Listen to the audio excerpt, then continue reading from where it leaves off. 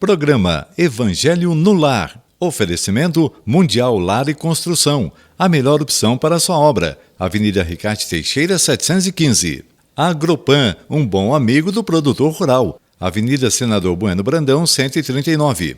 MIC Imóveis, as melhores opções para transformar seus sonhos em realidade. Praça 22 de Fevereiro, 13. Rotela Engenharia e Topografia, levantamento topográfico, georreferenciamento e serviços de meio ambiente. Rua Major Bonifácio, 518. Mineirada Congelados, Rua Bordeaux, 116, Jardim Videiras. RTI Informática.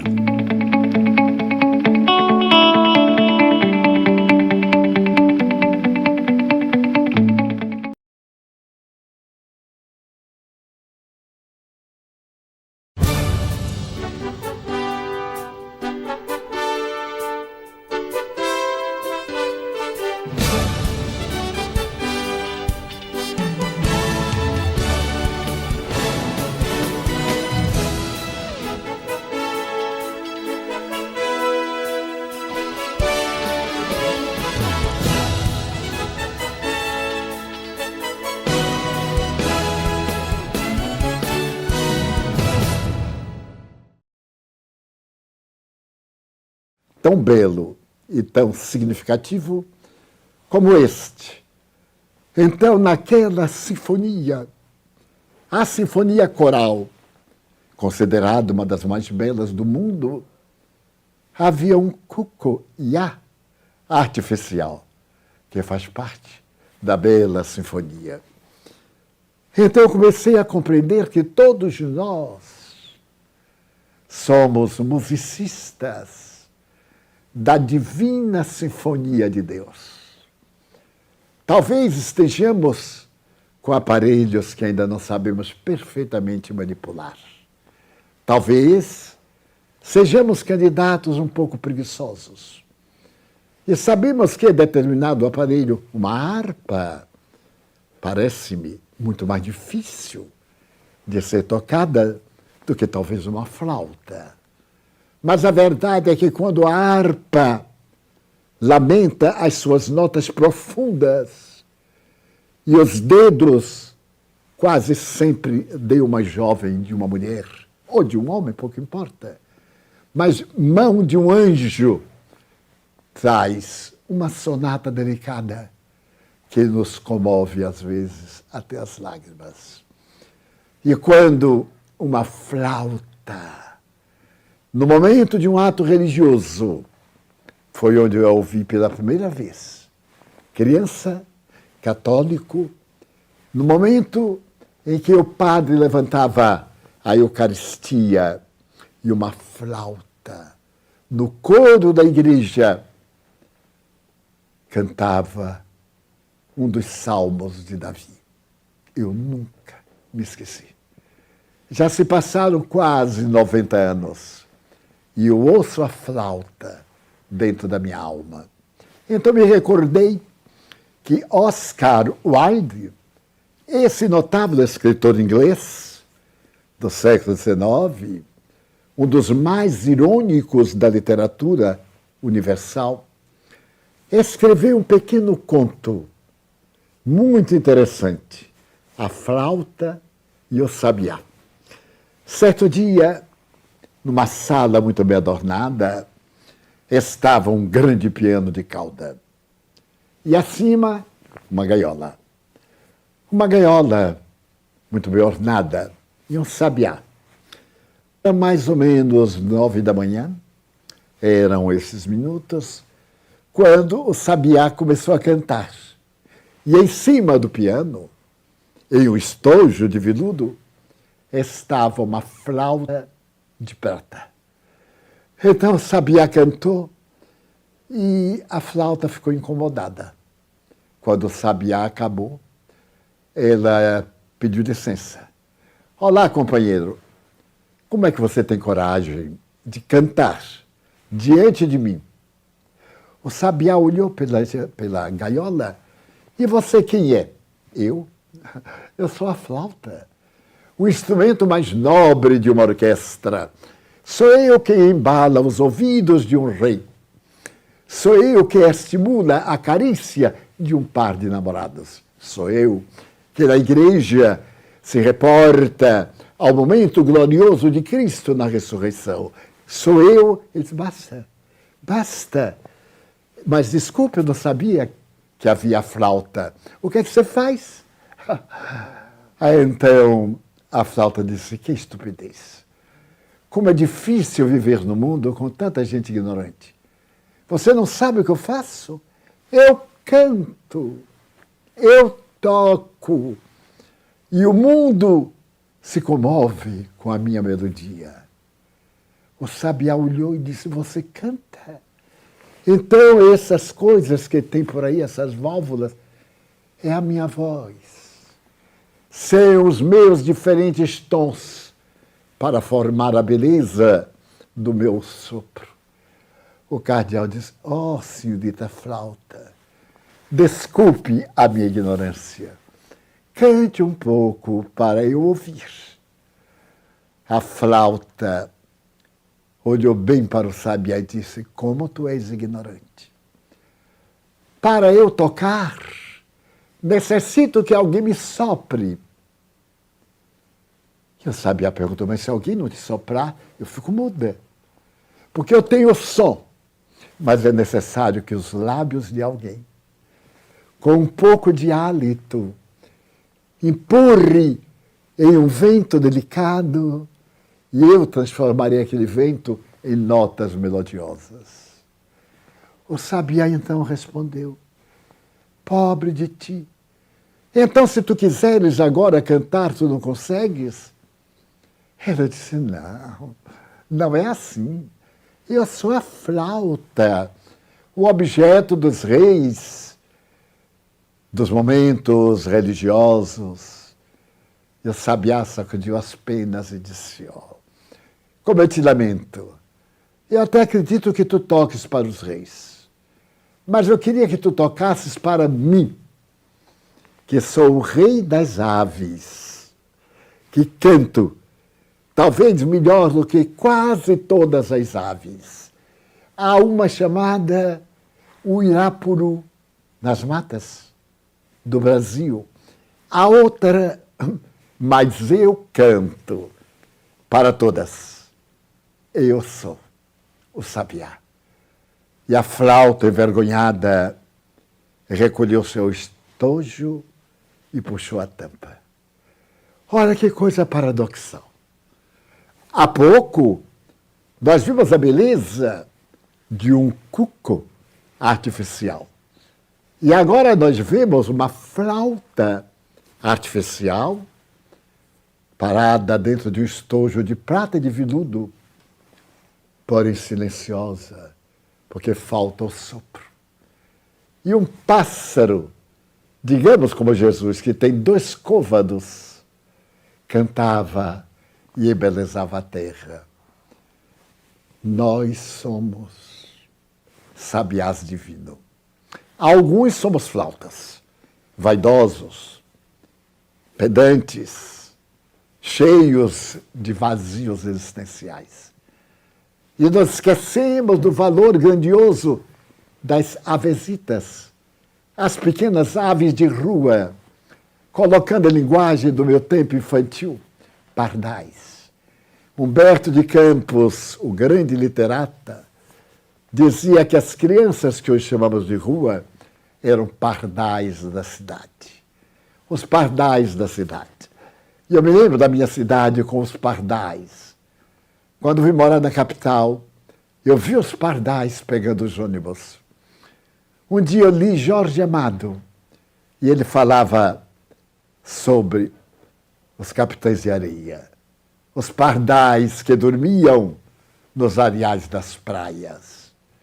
Também eu os vi defronte da Igreja da Candelária, no Rio de Janeiro, a Igreja Matriz, aqueles pardais de rua serem assassinados por homens inclementes pelo crime de serem pardais de ruas, de serem flautas, às quais faltaram mãos delicadas.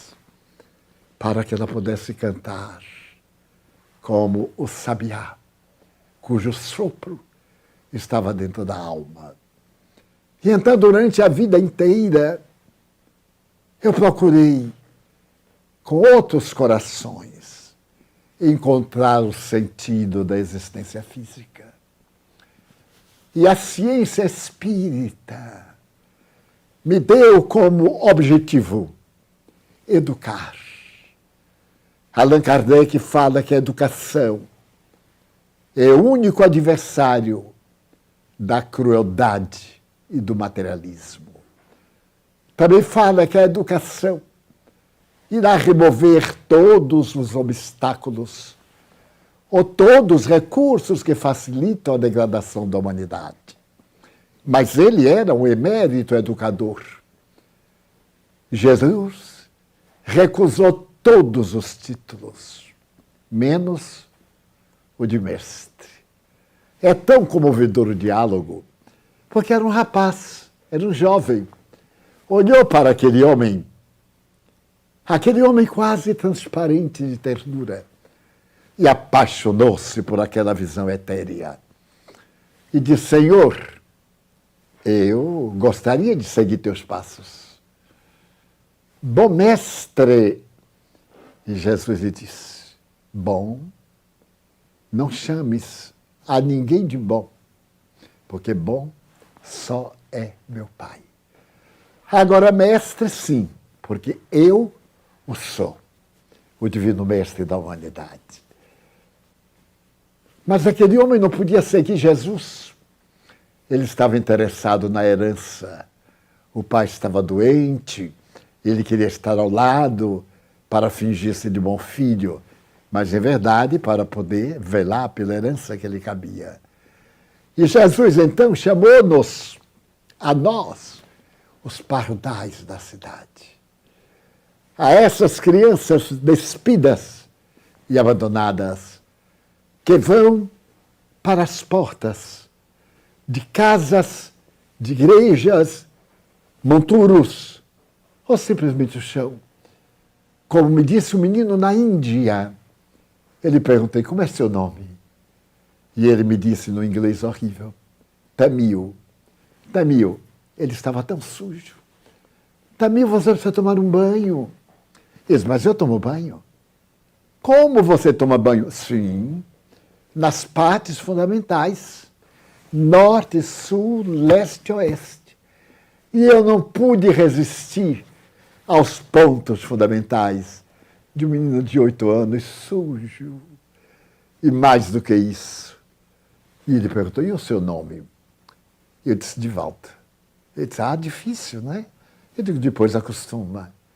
E aqueles 2 olhos negros me disseram: leve-me com você. Não posso, Tamil, mas me leve. Você já foi meu pai, com certeza. E a partir daquela manhã, todas as noites, eu me lembro daquele menino sujo de olhos profundos que me disse que eu já havia sido seu pai, ou alguém do seu coração. Ficamos amigos nos 5 dias. Porém, o momento culminante daquele pardal é que ele foi buscar um táxi para nós. E quando o professor Hermógenes, que capitaneava o grupo, deu-lhe uma gorjeta, ele disse: não, eu não quero. Eu quero uma gorjeta de cada um, menos dele, menos de mim. E eu sorri e disse: danadinho, astuto. Porque uma gorjeta só era um valor, e uma gorjeta de 5 era um valor mais interessante. Mas ele me dispensava. Eu perguntei: por que não? Meu dinheiro não vale, Tamil? Ele disse: vale, mas eu não quero. Você é meu pai. Esse menino, eu lhe ofereci o Evangelho segundo o Espiritismo. Depois de dá-lo, eu descobri que ele era analfabeto. Era um pardal. Não tinha nenhuma flauta. Então, o sabiá, certo dia, bateu à porta de uma senhora e disse: a senhora pode ler isso para mim? A senhora disse, pois não, entre.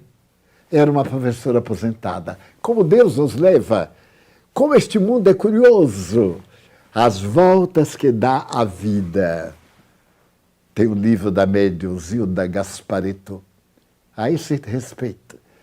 E a senhora, vendo aquele menino sujo com o livro na mão, ela leu e viu que tinha o meu nome, tinha o meu telefone. E o menino disse, todo domingo eu poderia vir aqui para a senhora ler para mim? Ela disse, você tomar banho. E ele tomou banho. No outro domingo ele foi com uma menina que dizia ser sua irmã. E quando chegou o Natal, ou perto, já havia 22 meninos na casa da senhora Gupta.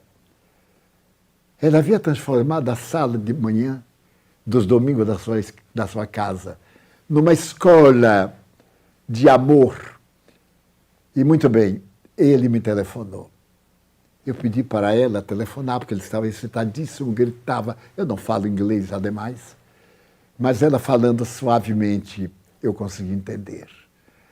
Ela disse, eu vou adotar esse menino como meu filho. Eu tomei um choque.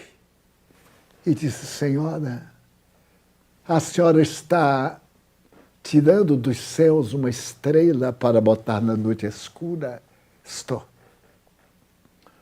Passaram-se os anos. Eu não voltei à Índia. Mas estive em Londres todos os anos. Uma vez. E há 3 anos, na sala da Universidade de Londres, eu encontro um rapaz de 30 anos aproximadamente, vem na minha direção e diz assim, você foi meu pai na outra vida. Norte, sul, leste, oeste. Era Tamil. Ela o pusera a estudar. Ele estava na Universidade de Londres fazendo pós-graduação. Eu chamei os amigos, apresentei-o, tremia como varas verdes. E ele me perguntou, posso abraçá-lo? Eu disse, meu filho. E ele me disse essas palavras. Eu nunca me esqueci da sua surpresa. Nunca me esqueci dos seus olhos. E mais tarde, eu fui olhar na internet e vi a sua vida como a mãe Gupta.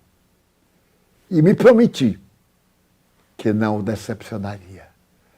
Então estamos como a mãe Gupta em Nova Delhi, com o lar de pardais da cidade.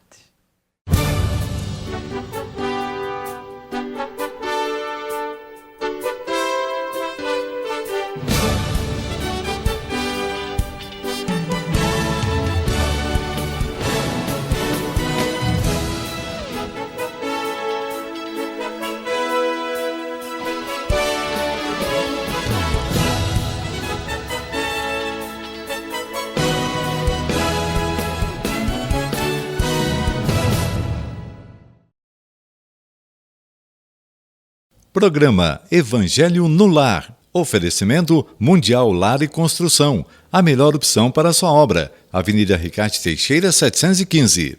Agropan, um bom amigo do produtor rural. Avenida Senador Bueno Brandão, 139. MIC Imóveis, as melhores opções para transformar seus sonhos em realidade. Praça 22 de Fevereiro, 13. Rotela Engenharia e Topografia, levantamento topográfico, georreferenciamento e serviços de meio ambiente. Rua Major Bonifácio, 518. Mineirada Congelados, Rua Bordeaux, 116, Jardim Videiras. RTI Informática.